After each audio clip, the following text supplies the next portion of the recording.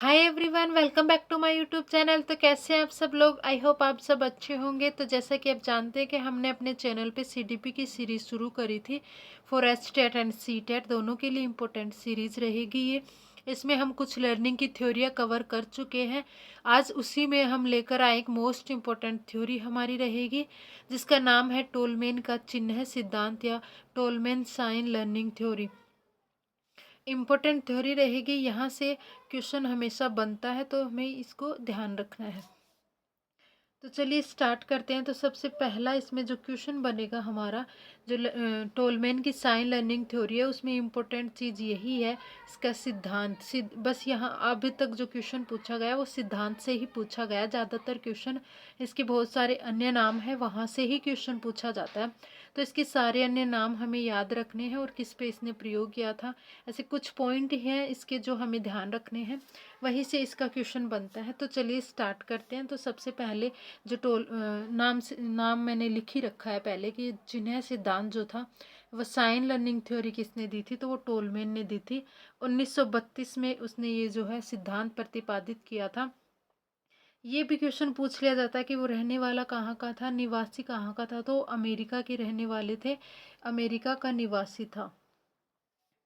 Tolman ने भी क्या किया था, वातावरण पे बल दिया था। उसने क्या कहा कि हमें बच्चों को वातावरण अच्छा, यानी लर्निंग अगर हम उनकी करवा रहे हैं तो हमें सुव्यवस्थित वातावरण देना है। बच्चे को एक अच्छा वातावरण जो है वो उनको प्रोवाइड करवाना है। लर्निंग वो अपने आप कर लेते हैं, इसलिए बच्चे को अच्छा वातावरण दे। प्रयोग की अगर हम बात करें तो उसने प्रयोग किया था चूहे पे। चूहे पे उसने अपना प्रयोग किया था। और जो हमारा टोलमैन था वो व्यवहारवाद और गेस्टाल्टवाद, दोनों के सिद्धांतों को मिलाकर के उसने अपना सिद्धांत दिया था। तो उसका जो सिद्धांत रहेगा वो कुछ लाया करता है व्यवहारवादी की तरह और कुछ है उसका गेस्टाल्टवादी की तरह। तो इन दोनों के बीच में वो लाया करेगा उसका सिद्धांत। उसने कुछ जो पॉइंट्स थे वो व्यवहारवाद से लिए और कुछ पॉइंट्स उसने गेस्टाल्टवाद के सिद्धांत से लिए। तो इस तरह से उसने दोनों का यूज किया और दोनों में उसके जो सिद्धांत था वो दोनों को मिलाकर के ही उसने अपना सिद्धांत बनाया था। नेक्स्ट यहाँ पे टोलमैन ने क्या कहा था, टोलमैन ने कहा कि व्यवहार वातावरणीय उद्दीपकों से प्रेरित होता है। यानी हम जो है ना, हमारे सामने जैसे उद्दीपक रहेंगे, जैसा हमें वातावरण में स्टिमुलस मिलेगा, हमारा जो व्यवहार होता है उसी तरह उसके अकॉर्डिंग हम व्यवहार करते हैं, उसी की तरह व्यवहार करते हैं जैसे हमें उद्दीपक मिलते हैं। तो यही कहा था टोलमैन ने कि जो हमारा व्यवहार होता है वो डिपेंड करता है जो इन्वायरमेंट में हमें स्टिमुलस किस टाइप के मिले हैं उन पर। इसीलिए उसने कहा कि बच्चों को कोई भी अगर हमें लर्निंग करवानी है या उसका जो पाठ्यक्रम होता है बच्चों को जो हमें सिखाना है, तो वो उसके अकॉर्डिंग होना चाहिए बच्चों के। तो उसने कहा कि बच्चों को सुव्यवस्थित जो है वातावरण दिया जाना चाहिए, क्योंकि जो वातावरणीय चिन्ह होते हैं, जो साइन होते हैं वातावरण में, अधिगम उनसे आसानी से हो जाता है। इसलिए हमें जो वातावरण है वो सुव्यवस्थित रखना चाहिए, बच्चे के अकॉर्डिंग रखना चाहिए। लर्निंग वो वातावरण के चिन्हों के अकॉर्डिंग अपने आप कर लेता है। एक यहाँ पे उसने पुनर्बलन को ज़्यादा महत्व नहीं दिया था, पुनर्बलन पे इसने ज़्यादा काम नहीं किया था। पुनर्बलन पे जो काम किया था तो वो स्किनर ने किया था। रेनफोर्समेंट पे जो काम किया था वो स्किनर ने किया था। जो टोलमैन था उसकी जो थ्योरी रहेगी वो आधारित थी अन्वेषण यानी खोज पर आधारित थी। यहाँ वो क्या करता है कि चूहे को एक बॉक्स बनाता, भूल भुलैया मेज वहाँ पे वो बनाता है, बॉक्स भी हम उसको बोल सकते हैं, मतलब इस टाइप का बॉक्स बनाता है कि उसका रास्ता ऐसे घुमावदार होता है, सीधा रास्ता नहीं होता। तो वो अपना स्टिमुलस खोजता है, अन्वेषण करता है, वो सीधा उसके सामने नहीं रखता उस स्टिमुलस को। इसीलिए इस सिद्धांत को हम अन्वेषण का या खोज आधारित सिद्धांत भी कहते हैं। अब इस सिद्धांत के कुछ अन्य नाम है जहाँ से क्वेश्चन पूछा जाता है, सारे नाम हमें ध्यान रखने हैं।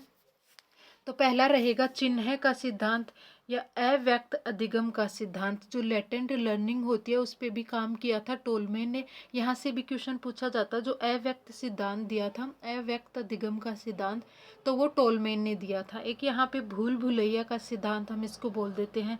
संज्ञानात्मक मानचित्रण का सिद्धांत यहाँ पे, यानी संज्ञान का भी हमें यूज करना होता है, क्योंकि उसने जो रास्ता बनाया था वो सीधा नहीं बनाया था।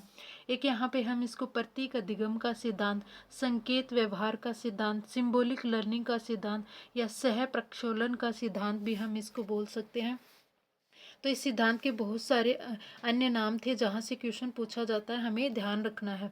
तो इसने देखो इस तरह से यहाँ पे चूहा रखा और जो रास्ता बनाया इस तरह से सीधा रास्ता नहीं था, ऐसे घुमावदार उसने रास्ता बनाया। लास्ट में यहाँ पे उसने गोल, उसका जो उद्देश्य था, उद्देश्यपूर्ण सिद्धांत हम इसको बोलते हैं। तो यहाँ पे उसने उद्देश्य हम इसको बोल सकते हैं, इसका स्टिमुलस यहाँ पे रखा था, रोटी का टुकड़ा से छोटे छोटे टुकड़े बना दिए थे उसने। फिर वो चूहे को यहाँ पे छोड़ता है तो वो घूमता हुआ इस तरह से यानी कई चूहे जो उसने यूज किए थे, तो कुछ तो बीच में ही रह जाते हैं जो ठीक से वातावरण के अकॉर्डिंग काम नहीं करते।